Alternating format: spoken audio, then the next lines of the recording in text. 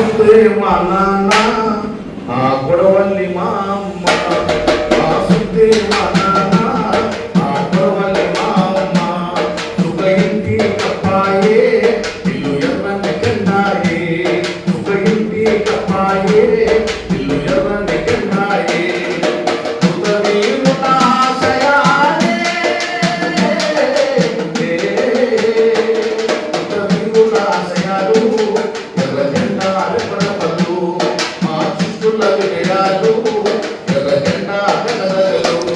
ప్రజాక్షేత్రంలో ఉంటూ ప్రతి కార్యకర్త మమేకమై పనిచేయాలి.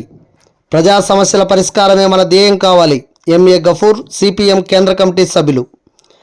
ప్రతి సిపిఎం కార్యకర్త ప్రజాక్షేత్రంలో ఉంటూ ప్రజల్లో మమేకమై పనిచేయాలని, ప్రజా సమస్యల పరిష్కారమే మన ధ్యేయం కావాలని సిపిఎం కేంద్ర కమిటీ సభ్యులు ఎంఏ గఫూర్ పిలుపునిచ్చారు. సోమవారం కర్నూలు నగరంలోని స్థానిక కొత్త బస్టాండ్ వద్ద ఉన్న కార్మిక కర్షక భవన్లో సిపిఎం జిల్లా ప్లీనరీ సమావేశం, సిపిఎం జిల్లా కార్యదర్శి వర్గ సభ్యులు బి రామాంజనేయులు, పిఎస్ రాధాకృష్ణ, జిల్లా నాయకులు ఎన్ అల్వేలమ్మ అధ్యక్షవర్గంగా సమావేశం నిర్వహించారు.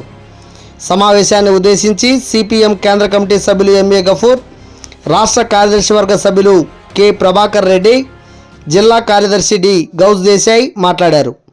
ఈ సందర్భంగా వారు మాట్లాడుతూ 2024 పార్లమెంట్ అసెంబ్లీ ఎన్నికల అనంతరం జరుగుతున్న మొదటి జిల్లా స్థాయి సమావేశం ఇది అని, జిల్లాలో పార్టీ సభ్యులుగా చేస్తున్న కృషి పట్ల సంపూర్ణంగా ఆయా స్థాయిల్లో చర్చించి పనిని మరింత మెరుగుపరుచుకోవాలన్నారు. రాష్ట్ర రాజకీయాల్లో మార్పు జరిగినా, దేశ రాజకీయాల్లో మార్పు లేకపోయినా బలాబలాల్లో మార్పు జరిగిందన్నారు. రాజకీయం ఏదైనా ప్రజల బతుకుల్లో మార్పు జరగకుండా ఒరిగేదేమీ లేదన్నారు. సిపిఎం పార్టీ సభ్యులుగా ప్రజల్లో మమేకమై ప్రజలు ఎదుర్కొంటున్న సమస్యలను గుర్తించి పరిష్కారానికి సహాయపడాలన్నారు. అదేవిధంగా ప్రాంతాల వారీగా ప్రజలు సాగునీటి సమస్యలతో పాటు యువకులు నిరుద్యోగ సమస్యను కూడా తీవ్రంగా ఎదుర్కొంటున్నారన్నారు. 3 రాష్ట్రాలకు మధ్య ప్రాంతంగా ఉన్న కర్నూలును పారిశ్రామిక హబ్గా మార్చేలా ప్రభుత్వం దృష్టికి తీసుకువెళ్లి నిరుద్యోగ సమస్యకు శాశ్వత పరిష్కారం జరిగేలా కృషి చేయాలని వారు పిలుపునిచ్చారు.